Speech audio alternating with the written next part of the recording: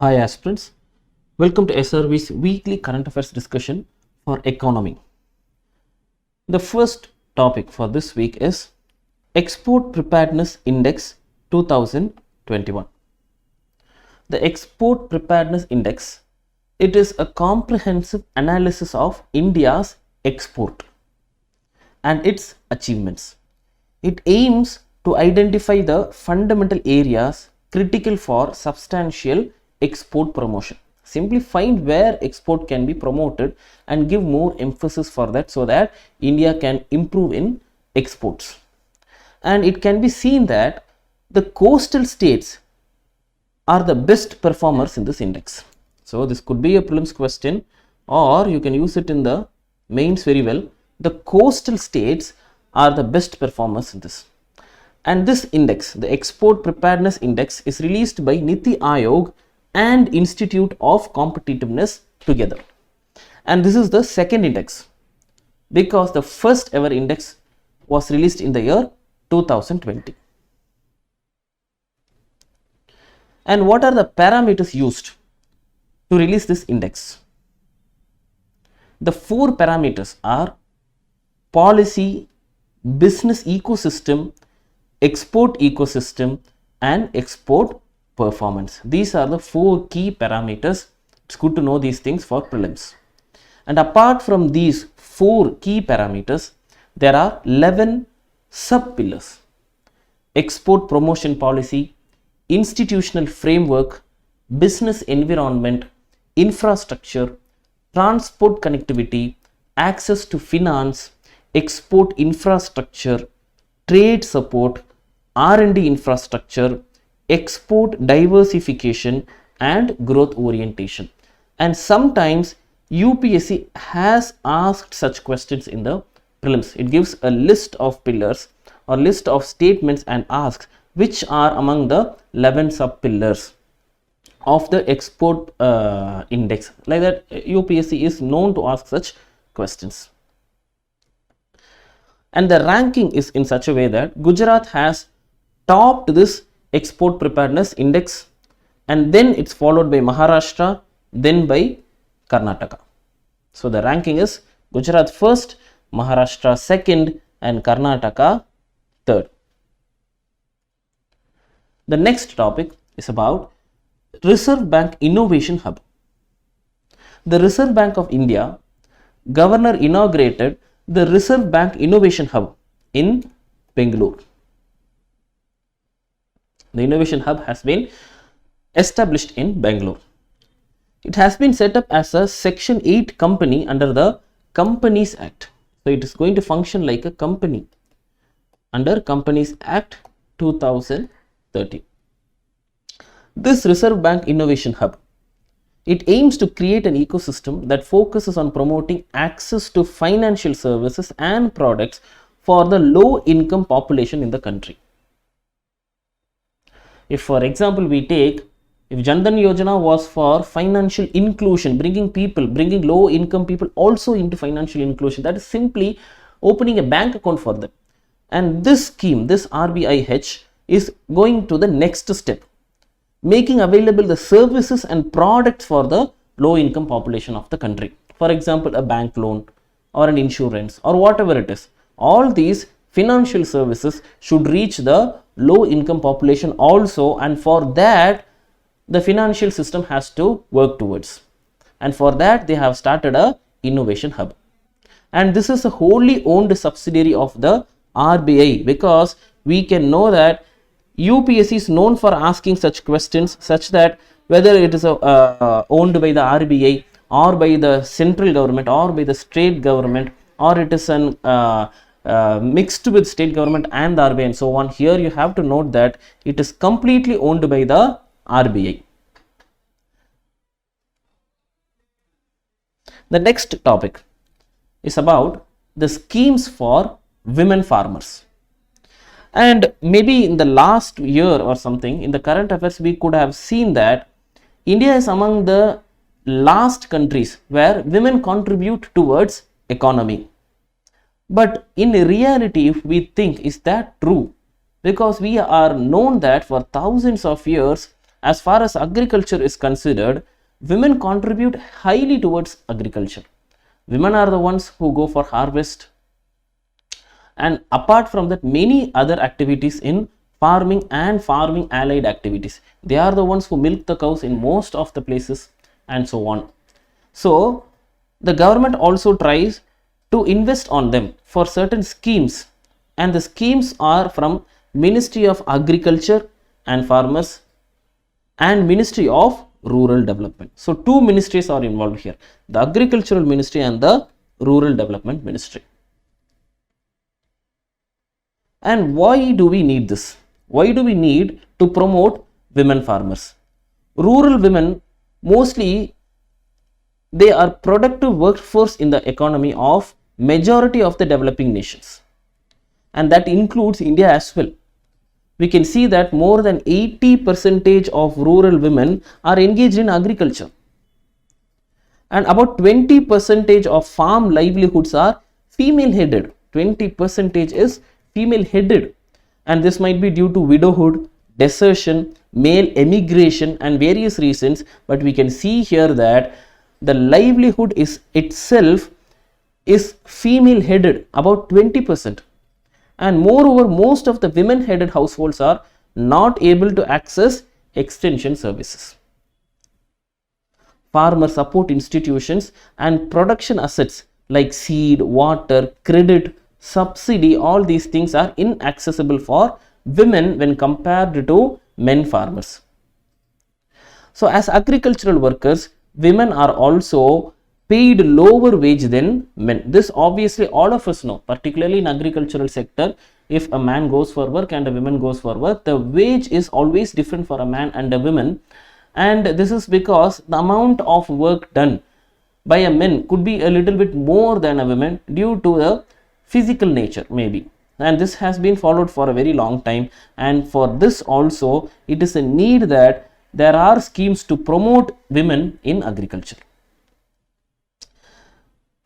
And let us see some of the schemes like that. For specific components for welfare of women farmers alone, the National Food Security Mission. And see here, note this down very carefully, because such questions are known to come from UPSC, where they'll give a list of schemes and ask which and all schemes have provisions for welfare of women farmers. And you have National Mission on Oilseed and Oil Palm, National Mission on Sustainable Agriculture, Submission for Seed and Planting Material, Submission on Agricultural Mechanization, Mission for Horticulture. We saw about the Mission for Integrated Development of Horticulture in our previous economy class. And you can see almost every scheme on agriculture has some special components for welfare of women farmers. So the only thing is, it has to be taken to them properly. As civil servants, in future, if you become civil servants, it is your duty that the women farmers know that such schemes are available for them and they can always go and take them.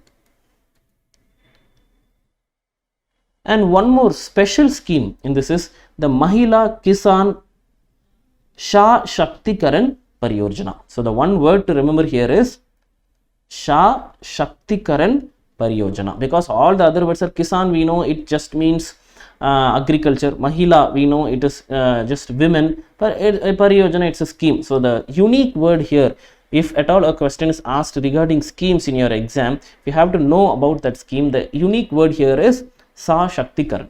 Please note it down. And it was launched by Department of Rural Development, because easily we could confuse that. Seeing this word Kisan, seeing this word Mahila, we can easily put it as Agricultural Ministry, but here it is the Rural Development Ministry, which we have to note it down specifically. And this scheme, this MKSP scheme, it is a sub-component of Deen Dayal Antyodaya Yojana, National Rural Livelihoods Mission. So if at all you are lucky, if this point is also asked as a statement with the question, maybe we could guess that this could come under the Rural Development Ministry, but be very careful, it comes under Rural Development Ministry and it is under the Day NLRM scheme, and this scheme is being implemented since 2011 and implemented through State Rural Livelihood Mission. So these are some of the important details which could be asked for a prelims question. The next one is the FAME India scheme, the very famous FAME India scheme. Almost every one of us know about this, but since this is there in the current affairs, we have to know some details about it. So under a FAME India scheme, incentives are provided. It's just the scheme is all about providing incentives, and that too particularly to the buyers. It's for us. So to the buyers of electric vehicles in the form of an upfront reduction in the purchase price of the electric vehicles. So when you buy an electric vehicle, if it costs, for example, let us say 70,000, but using the subsidy, maybe you could buy it for 50,000. So people are encouraged to buy electric vehicles. And at present, GST for electric vehicles is 5%, which is the least slab in electric vehicles. The least slab in GST itself. And electric vehicles are kept here. So this shows that the government is encouraging people to buy electric vehicles. And let us see some of the steps taken by the government to promote electric vehicles. So on 12th May 2021, simply in 2021, the government approved a production linked incentive scheme. A production linked incentive scheme for manufacturing of advanced chemistry cell. This we have discussed many times, even in science and tech, even in polity current affairs as well. The one big problem that we are facing is the battery, because we are importing lithium ion batteries now. We don't have the source. So the government is always trying to find alternatives for this. So in 2021, they have announced a production linked incentive scheme for advanced chemistry cell, because if we bring down the battery price, the electric vehicles price will automatically go down. So which will in turn encourage people to buy these electric vehicles. And Ministry of Road Transport and Highways, it issued a notification advising states to waive road tax on electric vehicles. So again, it's going to encourage people to buy. So this Ministry on Road, it is advising people to waive off the road tax, waive road tax for electric vehicles alone. And we can see that the GST on electric vehicles, it was 12%, now it is reduced to 5%.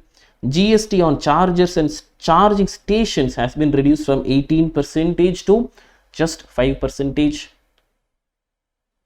And Ministry of Road Transport and Highways has announced battery operated vehicles be given green license. This you have seen on the roads itself. All electric vehicles have this green license plates, and they can be exempted from permit requirements. They are giving so many benefits for these vehicles, so that people are encouraged to buy these vehicles, because buying these vehicles is a huge boon for our country. On one side, it protects the environment comparatively to the fossil fuel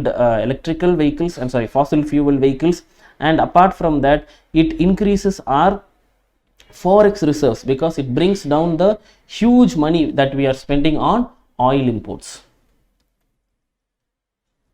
And FAME India scheme is implemented by Department of Heavy Industry. You have to note this down. It's by Department of Heavy Industry to promote manufacturing of electric and also hybrid vehicle technology. And FAME India is a part of the National Electric Mobility Mission Plan.